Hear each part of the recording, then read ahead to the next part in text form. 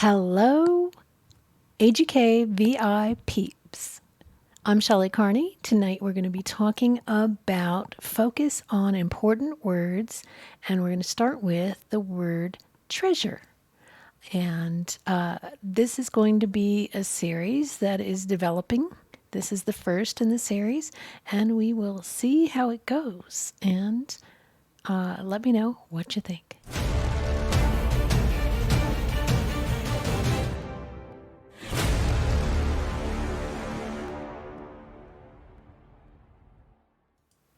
All right. So I have gathered together quotes from Forrest Fenn from a variety of places. Basically, started off with Terry Scant, went to the different places, made sure they were actual quotes from Forrest Fenn. And then I looked for things that would have the word treasures or treasure in them.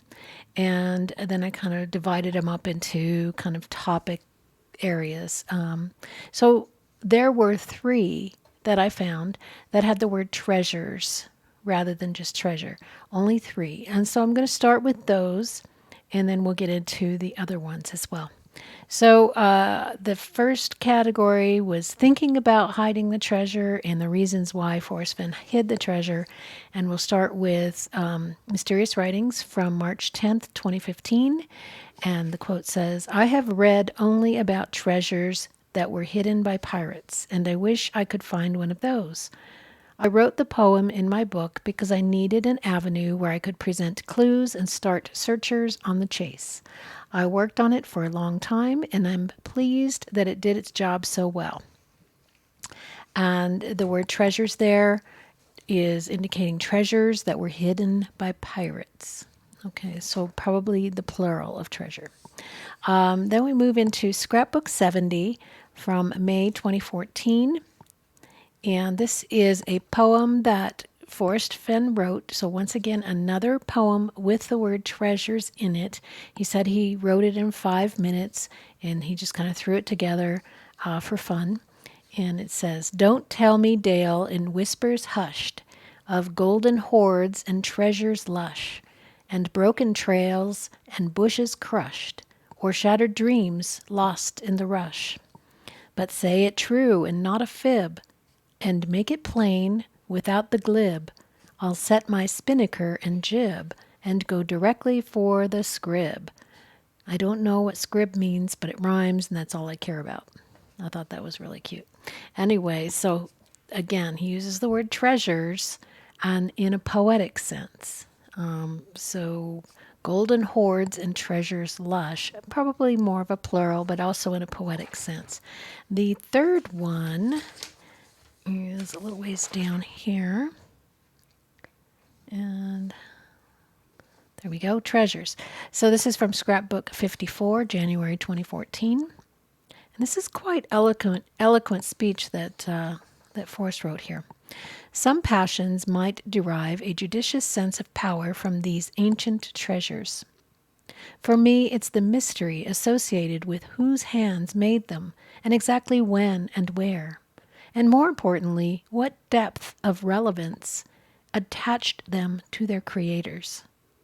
When used properly, imagination also can be a treasure. Sometimes I have deep feelings about olden things, especially when they reek with history of how the world used to be." So here it's ancient treasures. Again, the plural, but kind of in a romantic kind of a sense here. Sort of poetic, sort of romantic. And he has that, again, telling us of his sensory abilities to sense things about things, sense the history of things, the feelings of things. He's personifying things. So just keep that in mind with the word treasures. And he also equates imagination with treasure, once again. So important. Let's go back up to where we were at the first page. This is a Margie Goldsmith article found in HuffPost, originally February 2011, updated December 2017. And Margie is writing this, and she says, Fenn, worried the cancer would recur, said to himself, quote, if it comes back, I'm going to grab a pocket full of sleeping pills, take a treasure chest filled with treasure and a copy of my bio, and I'm going to walk out into the desert. Sometime they'll find my bones and the treasure, but my bio will be inside the box, so at least they'll know who I was. So that gives us some clues as to why Forrest had this idea in his mind, and the autobiography would tell people who he was when they found his bones. Continuing on, says Fenn, it's difficult. Speaking about the poem, it's difficult so it won't be found right away, but it's easy enough so that it's not impossible to find it. Fenn chuckles and says, I want sweaty bodies out there looking for my treasure. They just have to find the clues. Moving on to another Margie Goldsmith article, originally from September 2013, $5 million Rocky Mountain treasure still waiting to be found, updated December 6, 2017. The treasure is not easy to find, but it certainly isn't impossible. All someone has to do is solve the clues in the poem, and the chest can be theirs. Included in the chest is my autobiography, he said. If someone finds the treasure far into the future, I want them to know who did such an outrageous thing. He likes that word, outrageous. So I pulled a couple of white hairs from my head and put them in the jar that contains my autobiography. Future scientists will be able to make DNA, carbon-12, and other tests to learn about me and the times in which I lived. One more from Margie. Came out April 2013, updated December 2017. Searching for hidden treasures in the mountains is enjoyable. It brings families together. It promotes bonding, and it gets kids off the streets, out of the game rooms, and away from their texting machines. During rough economic times, it provides hopes and dreams where otherwise they might be lacking. It is both healthy and mind-expanding, and it utilizes the great outside for the purpose it was intended. Searching for hidden treasures. Again, another plural one. I missed that one, didn't I? Treasures, plural. Searching for hidden treasures in the mountains is enjoyable. So there are more than one treasure out there, of course, but is he speaking of what he's hidden or more treasures than what he hid? We have to wonder. The Fenn diagrams has a little Q&A here with Forrest. The question was asked, is it true that Douglas Preston was going to write a book about the chase for you back when you got sick? Fenn answers, I asked Doug and 3 others to write the book and showed them the treasure chest. So he showed the treasure chest to Douglas and 3 others. For various reasons, none wanted to undertake it. The reason I didn't want to write it is because I thought I would not be alive at the end of the book. Another question, and if so, was it going to be in a fiction novel or a nonfiction memoir style?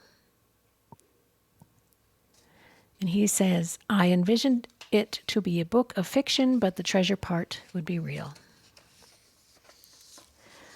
Let's see, he's answering a question here in Mysterious Writings. He says in February 4, 2015, no one is giving the treasure away. Whoever finds it will have paid their dues and earned the prize. Again, another word for the treasure, prize. When that happens is incidental and it is of no consequence that I be remembered. But it is important that the mystery and intrigue of the story continues to excite families and motivate them to get out into the mountains. That has always been my goal. Here's a Scrapbook 158 from September 2016. Here's a long-forgotten photo that I discovered in an old laptop. It shows the treasure chest at a time when I was still deciding what it should contain. The 2 round objects in the center are 300-year-old gold and silver hunting case minute repeater watches. They came out, as did the large gems. The gold coins and nuggets were removed from their plastic containers and are now residing in the chest beside the little jar that contains my autobiography.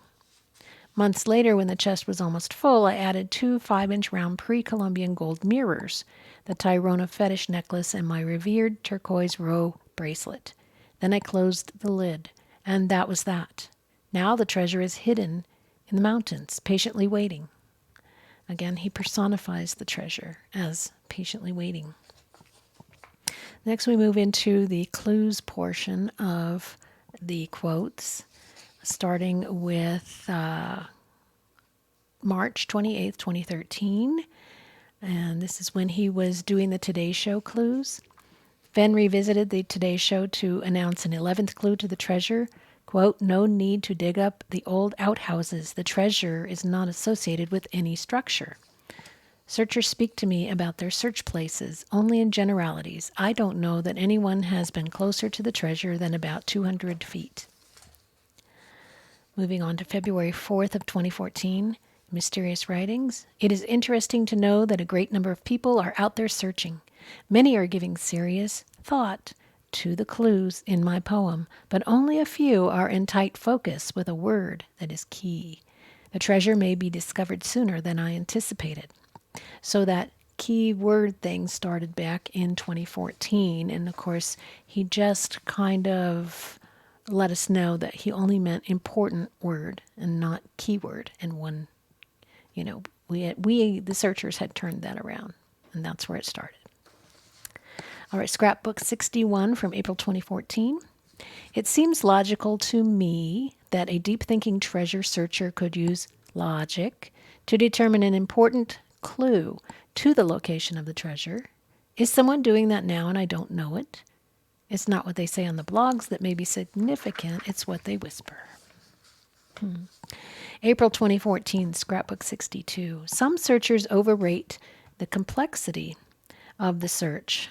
Knowing about head pressures, foot pounds, acre feet, Bible verses, Latin, cubic inches, icons, fonts, charts, graphs, formulas, curved lines, magnetic variation, codes, depth meters, riddles, drones, or ciphers will not assist anyone to the treasure location, although those things have been offered as positive solutions. Does that mean that somebody used one of those things in order to find the correct where warm waters halt? Excellent research materials are the thrill of the chase, Google Earth, and or a good map. Scrapbook 78 from June 2014. I have not said that a searcher was closer than 12 feet from the treasure. It is not likely that anyone would get that close and not find it. Let's move on to the next page. We have August 12, 2014, Mysterious Writings. There are a few words in the poem that are not useful in finding the treasure, Phil, but it is risky to discount any of them. You oversimplify the clues. There are many places in the Rocky Mountains where warm waters halt, and nearly all of them are north of Santa Fe. Look at the big picture. There are no shortcuts. All right. Does that mean there is no grid where we can start and narrow it all down? We have to look at each and every possibility of where warm waters halt before we're ever going to find it? December 11th, 2014, Mysterious Writings. That's right, Joseph. You should start with the first clue and follow the others consecutively to the treasure. Hints in the book are not that organized. May 17th, 2015. I doubt that a volcanic eruption under Yellowstone Lake would blow the treasure chest to bits, no matter the odds, but it might spread a lot of beautiful cutthroat and lake trout around the countryside. Well, I think that's telling. Maybe you do, and maybe you don't. March 26, 2015. I cannot tell you how many searchers have identified the first clue correctly, but certainly more than several. I cannot imagine anyone finding the treasure without first identifying the starting point, although many seem to be preoccupied with later clues. To me, that's just expensive folly.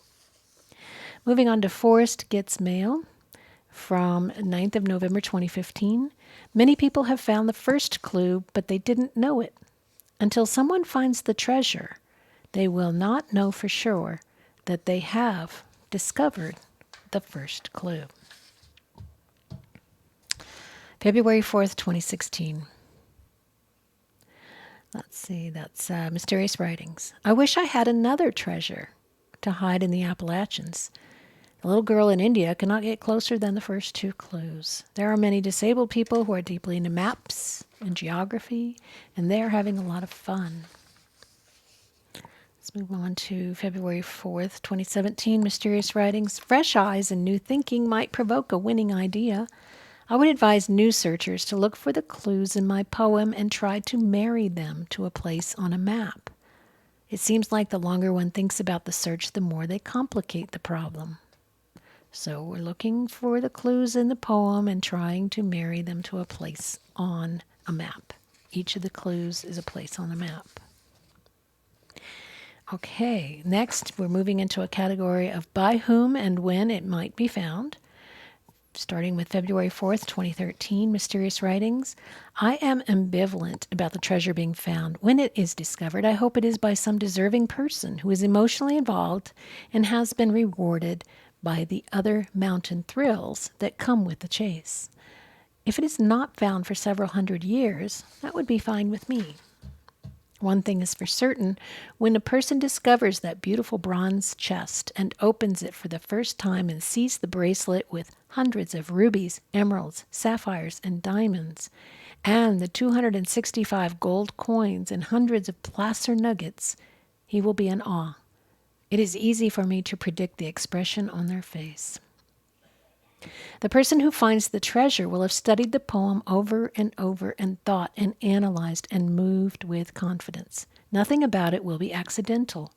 T.S. Eliot said, "We shall not cease from our exploration, and at the end of all our exploring will be to arrive where we started and know the place for the first time." We go on to Scrapbook 6, April 2014. If being a poet gives you an advantage in the search, then surely you will find the golden treasure. It's the first time and only time I've heard Forrest refer to it as the golden treasure. I thought that was interesting. We have the Everlasting Forrest Fenn article by Taylor Clarke. This is Taylor speaking. When I observed that the treasure didn't seem likely to be found anytime soon, the Fenn sparkle came back into his eye. Quote, "Well, you don't know where it is," he said, grinning. "When somebody finds that treasure chest, everybody's going to say, 'My God, why didn't I think of that?'" Apparently, Forrest Fenn thinks it's quite simple to find. And then we have a category of the special place of the hidden treasure. Let's see, we have August 26, 2016, Mysterious Writings. Both the treasure and its hidden location are so vivid in my mind that I don't need to see them with my eyes again. So I can understand the treasure being vivid in his mind because he spent so many years putting it together, choosing exactly what to put in, taking things out, changing his mind, and then finally coming to a final decision on what would be in it. I can see him knowing exactly what was in the treasure chest because he'd handled everything and he'd thought about it for a long time. But the place where it's hidden, the location, is also quite vivid in his mind. And he's been so many places in the Rocky Mountains that he could think about what's going to stand out about this place. Now, when you go someplace where there's something special going on, say, of course, Yellowstone, there's special things going on. Rio de los Pinos, there's the waterfall of rocks. That's very different, stands out. Plus, there's the train tracks that go by, very different. Then you have the gorge entrance, very different, stuff that stands out. And then there's places where I've been, on the way up or just out fishing with Toby, and it's just another place to me. There's nothing special that stands out about it, So what I believe is that there's geological differences in this area where he's hidden the treasure that really stand out for him in his mind.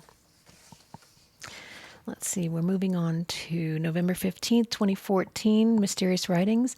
I knew from the beginning where to hide the treasure. It wasn't until later that the clues were provided to find that spot.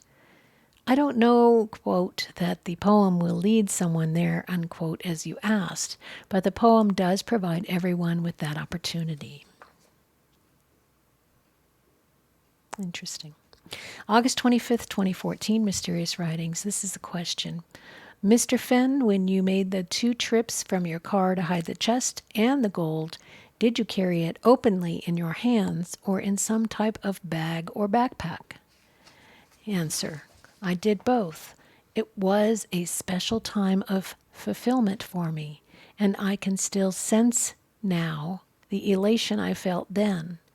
It's the only time I recall laughing out loud at myself. Hiding that treasure chest full of gold and jewels was fundamental to how I feel about living life to its stretched best, and it emphasizes my aversion to seeing anyone be a spectator to today's opportunities. We have Scrapbook 149, November 2015, and I also like this one because it's another thing that tells me it's a not in Yellowstone. If you find the treasure in Yellowstone National Park, tell me where it is, and I'll go get it for you so you won't be thrown down the hole at Old Faithful. He was teasing the person who had written to him. Next we have Forrest Fenn, an interview, an article posted online by Holly Johnson on July 8th, 2013, updated September 9th, 2017. And what I found really interesting about this article was she gave the poem the name, and I don't know if Forrest told her to do this or she just did it on her own. And she titled it Where the Treasure Lies by Forrest Fenn. I did hide the treasure in a place that is dear to me. The person who finds the treasure will be the one who solved the clues in my poem and walked to it. No one will happen onto it. My hope is that whoever deserves it through his efforts will be the finder. April 5th, 2017, Mysterious Writings. If you knew the geographic location of each clue, it would be a map to the treasure. Again, he's telling us each clue is a geographic location that we can find on a map. We marry it to a map. July 8th, 2014, Mysterious Writings. Hiding the treasure was something else. A few weeks after they told me I was critically ill, I wanted to strike out at the tradition that proclaims when a man dies, all of his spiritual being halts. At my secret hiding place, as I was closing the chest for the last time, I felt part of me slip inside and become part of the treasure, or at least I thought I did. I'm okay with that now. So, halt is obviously a word he uses when he's writing in a poetic, eloquent way, like here. Spiritual being halts. Warm water halts. So let's take notice of when he uses those same exact words that he uses in the poem when he's writing something else. How is he using it? Why is it used in this way? And let's think about that. Spiritual being halts means that it ends, right? It's done. It's not a stop and then a start again. He didn't like that spiritual being would stop being. It would just snuff out, never to be again. So that's how he's using the word halts in this sentence. So that, I think, is what he thinks of when he hears the word halts. All right, we're moving on, and I know that's jumping into a different word out of we were studying the word treasures today, but that really jumped out at me, and I did pull this because of the word treasure, but then I saw that too, so I had to talk about it. So let's move to Mysterious Writings from July 2014. The spot where I hid the treasure was in my mind from the time I first started thinking about the chase. It is special to me, and there was never another consideration. I was going to make it work no matter what. In my reverie, I often find myself stealing away to that place, and I will always consider it to be mine alone. Again, I have to imagine that it was very different. The geological features, it had to stand out in some way. There had to be something very different about it for him, for a person like him who had been all over the Rocky Mountains, who had seen so many different places and so many different things. This had to be unique. All right. Let's see. We have no specialized knowledge is required, and I have no expectations. My thrill of the chase book is enough to lead an average person to the treasure. Unfortunately, I guess we're all below average because we haven't found it yet. Moving on to Forrest Gets Mail, 8th of September, 2015. The treasure is hidden in the Rocky Mountains at least 8 miles north of Santa Fe, excluding Utah, Idaho, and Canada. I have said it is above 5,000 feet and below 10,200. So he does agree at least 8 miles north of Santa Fe right there. Gives us just a little bit more confirmation. And then the last one is the article, Forrest Fenn on Death of Randy Bilyeu, Ongoing Hunt for $2 Million Treasure by Michael Roberts on August 11th, 2016. And he says, I hid the treasure in a place that is not especially difficult to reach. I think he's just reconfirming, don't go where an 80-year-old man carrying a 20-pound load couldn't go. Because people have said, oh, but he was in such good shape. He's like Jack LaLanne. He could do anything. He's Superman. And he just like, look, no, just stop it. So, in examining the word treasures, it feels like after reading through all of this, that treasures is basically plural when he uses it. He tends to use it when he's talking more than one treasure. When he's talking about the treasure that he hid, he's just referring to it as one treasure that he hid. When he uses it in the plural, it's more like many treasures, many different things are included within that. So it could be the whole all of the things in the treasure box, plus imagination, plus the thing then that was inside of him, a part of him that slipped into the box as he closed the lid. All of those treasures are there together. All of his memories, a part of him, his hair, his autobiography, different things of his are in there. So that could be the why it's plural. And again, this poem that he wrote for Dale, of golden hoards and treasures lush. It seems like he likes to use the word treasures in the plural when he's writing poetry. So probably why it's plural. But again, when he refers to the treasure in all of his other quotes, it's pretty much just singular, and he's talking about the chest and all of the things inside the chest. So that's my compilation of the focus on important words, the word being treasure for today. I hope that you enjoyed that, and let's get together soon and talk more about it. And let's just go to full screen real quick here so I can say goodbye. Thanks for tuning in, and I appreciate you guys in the VIP membership, and I look forward to talking more with you about the word treasures in the poem and anything else that you got out of this. This particular document, bloop, will be in the bonus section so that it's available to you along with the video. So please look for it there. And thanks so much, and I will see you soon.